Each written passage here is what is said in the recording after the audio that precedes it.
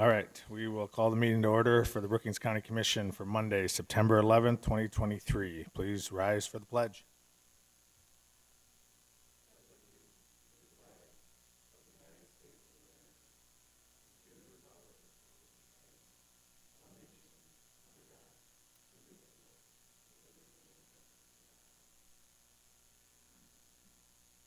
Next on the agenda is an invitation for a citizen to schedule a time on the commission agenda for an item not listed. There is a 5-minute time limit per person. Anyone wanting to speak during this agenda item must sign in prior to the start of the meeting.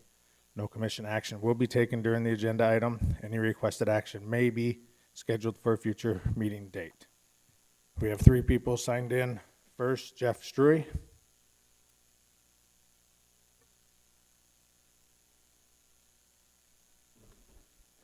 Good morning, Commissioners. Morning.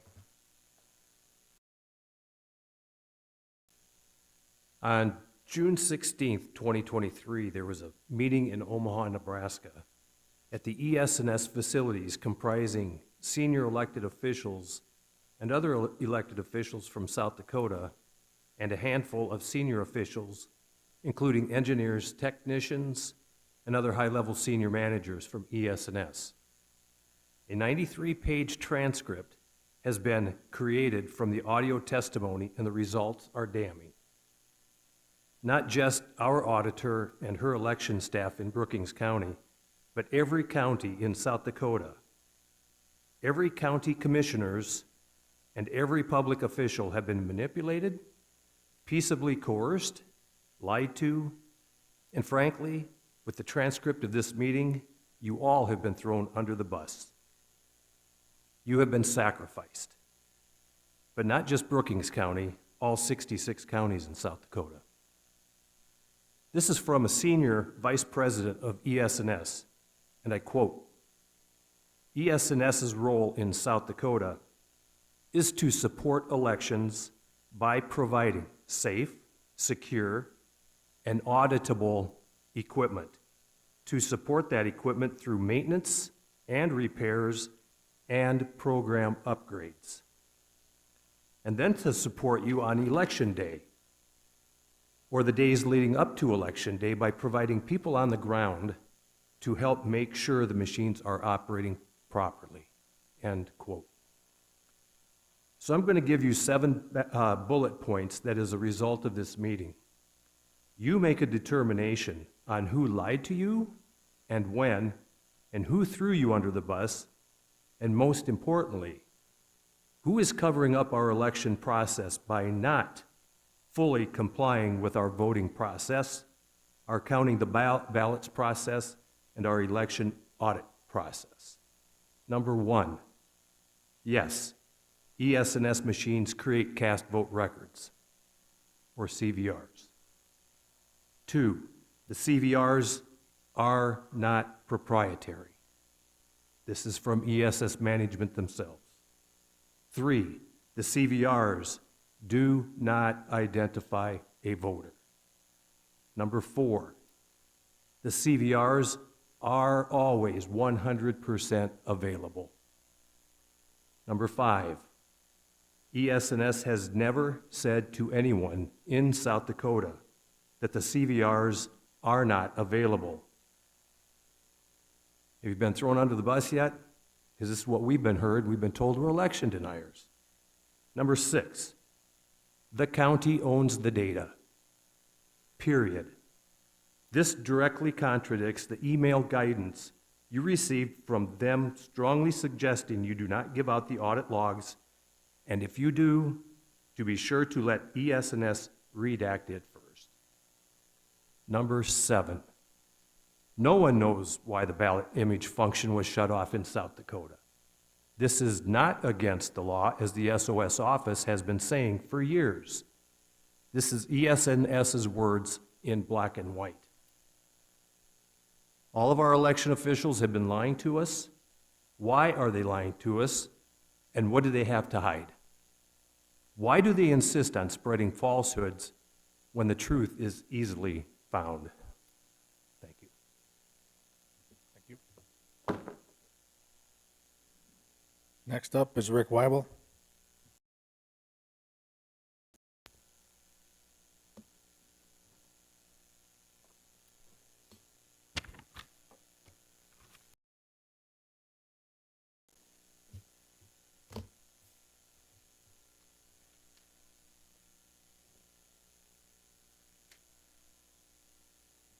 Thank you. My name is Rick Weibel. Thank you for having me here today, Commissioners. First, it's time to get ready for the 2024 election. And I've asked several times to request that we set up an election committee to oversee our elections and to make sure that we can improve the processes and make sure that we're ready for the new statutes and new rules promulgated by the Secretary of State's office so that we as a county are actually having transparent elections. So the first thing I want you to do is I want you to think of a number between 1 and 3. And Jeff, go ahead and fill out your ballot. Then what I'm going to do is act like a tabulator, and I'm going to go ahead and take a picture of that ballot. And then Jeanette here, who is our county auditor,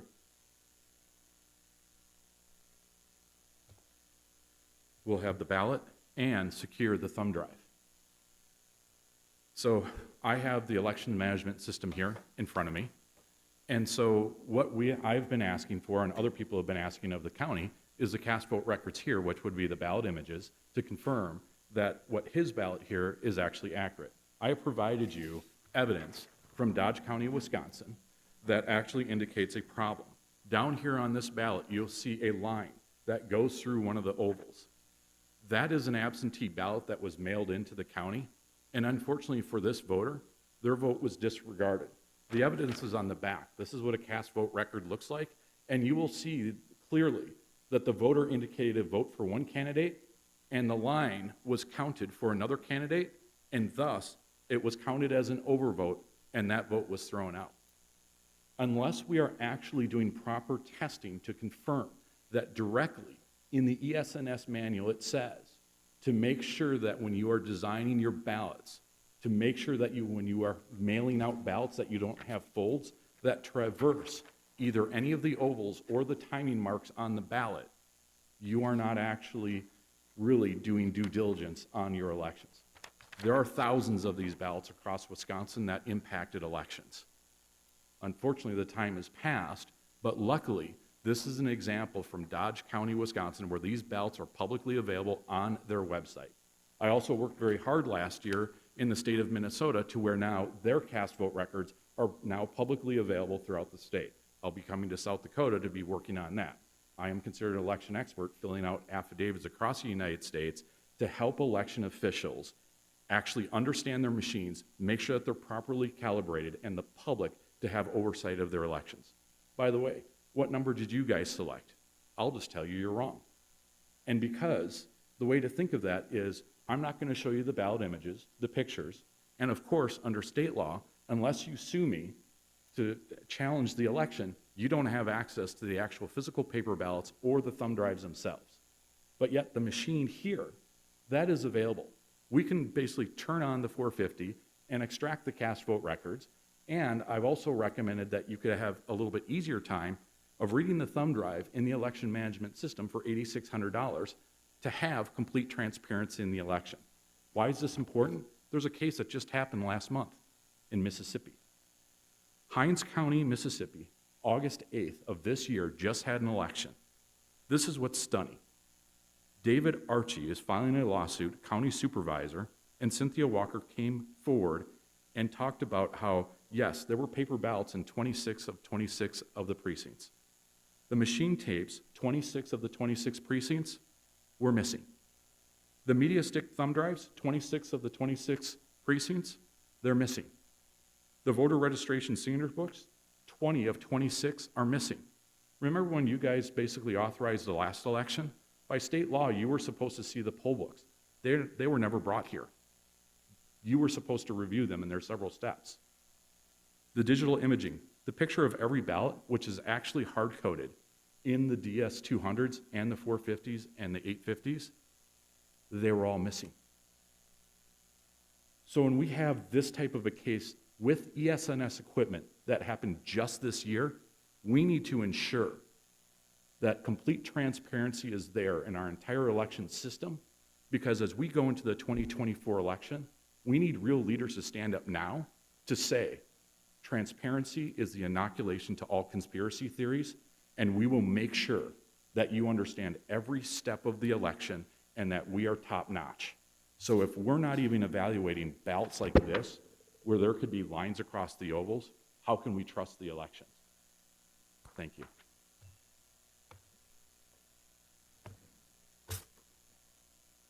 All right, next on sign-up sheet is Jeanette Gibbons. Good morning. And I'm just going to take a moment, first of all, to reflect on this date, 9/11. 22 years ago, a moment that I'm sure is ingrained in all of us that we will never forget, even one that my children talk about. And talking to my mom last night, and we just kind of briefly said, you know, we can remember just minute details of that day, what we were doing, what we heard, what we saw, and the fear that prevailed throughout our communities, our country, and around the world, and people cheering for us. So fear is such a intense driver in how we think and how we react. But I'm here with my message, which is love is energy. It is the most powerful energy in the universe. And then I have just a few quotes that I'll read, and I'll leave you with my closing thoughts as usual. This quote from Axel Vaza: "It's okay. The battle is over in case you missed it." We've been in a battle. We've had 3 years to reflect and watch this battle unfold. And actually, these last 3 years, I think, helped us see a lot more of things that happened long before 3 years ago. This one by J. Mike Fields: "Life constantly gives us what we ask. Through our thoughts, emotions, and actions, we're creating our world. We can live in a world full of fear or full of love.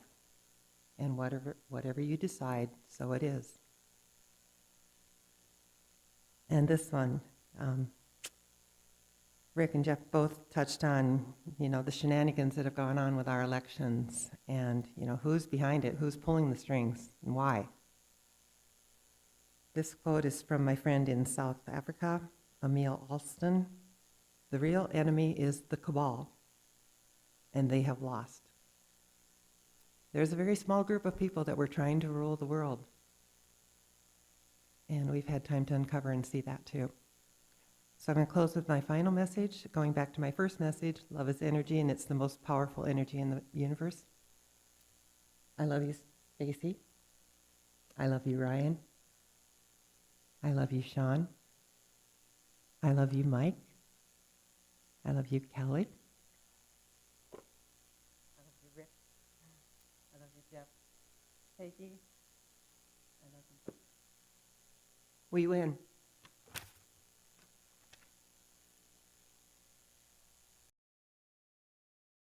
The agenda is number 4, approval of the agenda. Is there a motion to approve? Move approval. Second. Discussion, comments, changes on the agenda? Hearing none, all in favor say aye. Aye. Opposed, same sign. Motion carries. Number 5 on the agenda is executive session in accordance to South Dakota Codified Law 1-25-2, parentheses number 1, personnel. Is there a motion to enter into executive session? So moved. Second. Discussion, hearing none, all in favor say aye. Aye. Opposed, same sign. Motion carries. We do not have any further agenda items, and so we will come out of executive session to adjourn. Thank you.